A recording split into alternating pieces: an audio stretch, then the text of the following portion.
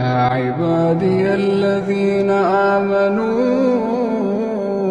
إن أرضي واسعة فإياي فاعبدون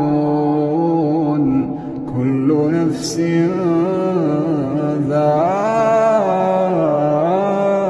ذائقة الموت كل نفس ذائقة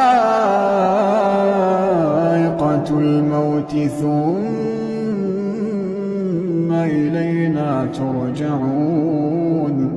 والذين آمنوا وعملوا الصالحات لنبوئنهم من الجنة غرفا تجري من تحتها الأنهار خالدين فيها نعم أجر العاملين.